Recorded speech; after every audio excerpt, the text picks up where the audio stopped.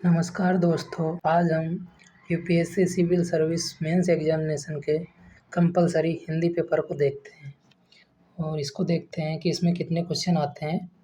और ये compulsory nature है, मतलब इसके अंदर जो भी पेपर होगा इसका कोई मार्क्स नहीं जुड़ेगा। और आप यहाँ पे देख सकते हो कि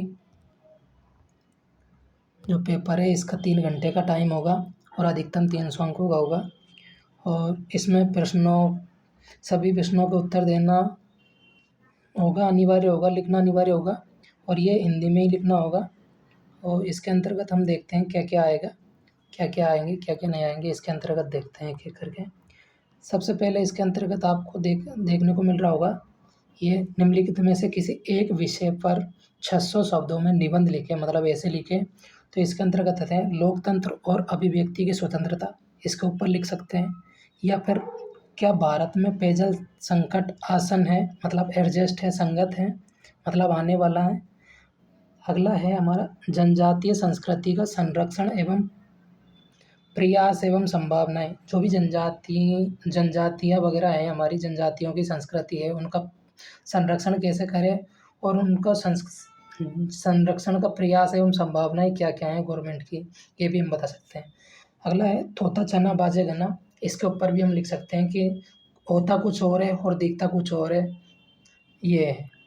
अब अगला है, ये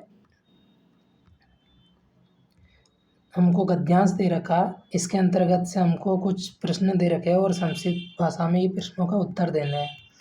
तो ये है वो प्रश्न, ये है कि आलोचना साहित्य का अंग क्यों है।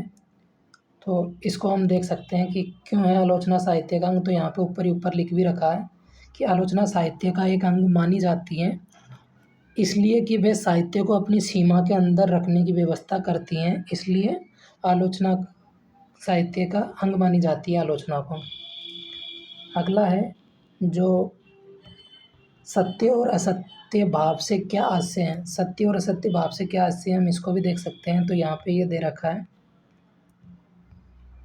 जिस भाव द्वारा हम अपने को दूसरों में मिला सकते हैं वही सत्य भाव है। प्रेम हमें अन्य लोगों से मिलाता है, अहंकार पृथक करता है। जिसमें अहंकार की मात्रा अधिक होती है वह दूसरों से कैसे मिलेगा। अतः प्रेम सत्य भाव है, अहंकार असत्य भाव है, ये भी देख सकते हैं। अगला है हमारा, ये दे रखा है कि मन की स्वाभाविक वृत्ति क्या नहीं है। जो मन है हमारा उसकी स्वाभाविक वृत्ति क्या नहीं है, इसको भी देखते हैं हम। तो इसके अंतर्गत दे रखा है कि हमारे सत्य भाव का प्रकाश ही आनंद है, असत्य भाव तो दुख का ही अनुभव होता है। हो सकता है कि किसी व्यक्ति को असत्य भावों में भी आनंद का अनुभव हो, हिंसा करके या किसी के धन का अपहरण करके या अपने स्वार्थ के लिए किसी का अहित करके भी कुछ लोगों को आनंद प्राप्त होता है, लेकिन ये मन की स्वाभाविक वृत्ति नहीं है। अगला देखते हैं, ये है लेखक की दृष्टि में सच्चा साहित्यकार कौन हो सकता है।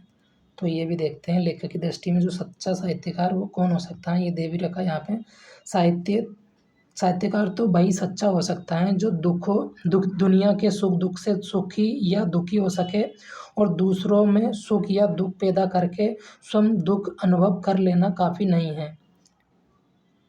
अगला है हमारा, जो साहित्य और प्रचार में क्या अंतर है। तो इसको देख सकते हैं, ये यहाँ पे दे भी रखा है कि साहित्य और प्रचार में क्या अंतर है। प्रचार में अगर विज्ञापन न हो तो एक विशेष उद्देश्यों को पूरा करने की वह उत्सुकता होती है जो साधनों की परवाह नहीं करती। साहित्य शीतल मंद समीर हैं जो सभी को शीतल और आनंदित करती हैं। प्रचार आंधी हैं जो हरे भरे वृक्षों को उखाड़ फेंकती हैं, झोंपड़े तथा महल दोनों को ही हिला देती हैं। वह रसविहीन होने के कारण आनंद की वस्तु नहीं है, लेकिन यदि कोई चतुर कलाकार उसमें सौंदर्य और रस भर सके तो वह प्रचार की चीज़ न होकर सद साहित्य की वस्तु बन जाती हैं। तो इस प्रकार ये क्वेश्चनों के आंसर देना है। साथ में हमें ये भी देखना है कि जो अनुच्छेद का सारांश लगभग 1/3, जिसको हम पैसे राइटिंग बोलते हैं ना, वो है ही। को इसको बंद थर्ड में लिखना है, इसको समझना है और बंद थर्ड में लिखना है। साथ में इसी के साथ में ये है, इसको हमें अंग्रेजी में ट्रांसलेट करना जो हिंदी में दे रखा है, जो कुटीर उद्योग एवं लघु उद्योग की चर्चा आज भारत में एक बार पुनः बल पकड़ रही है। इसके और इंग्लिश में ट्रांसलेट करना साथ में ये दे रखा है, इसको हिंदी में ट्रांसलेट करना, जैसे in our domestic system the press has virtual role, जो हमारी जो घरेलू सिस्टम के अंतर्गत जो मीडिया है वो किस तरह से एक विशाल रोल महत्वपूर्ण अदा कर रही है, उसके बारे में हिंदी में लिखना है इसको। साथ में हम इनको देखेंगे एक एक करके, जो मुहावरे हैं और इनका अर्थ स्पष्ट करने हैं। ये दे रखा है, कागजी घोड़े दौड़ाना। इसका अर्थ होता है बिना मतलब का काम करना। मतलब आजकल के प्रतिस्पर्धा भरे समय में कागजी घोड़े दौड़ाने वाले भीड़ में पीछे रह जाते हैं।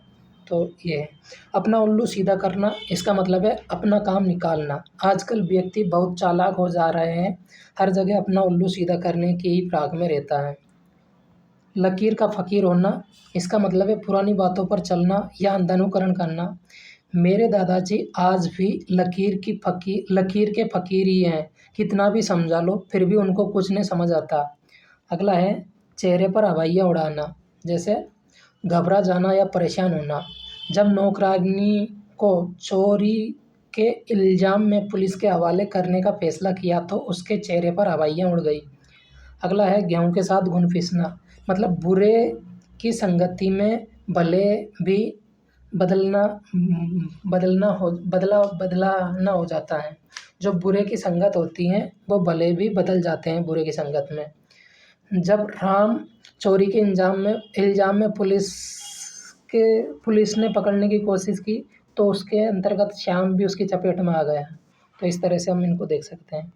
साथ ही हम ये भी देखेंगे कि जो ये शुद्ध वाक्य लिखने हैं, जैसे ये कविता अनेकों भावों को प्रकट करती हैं।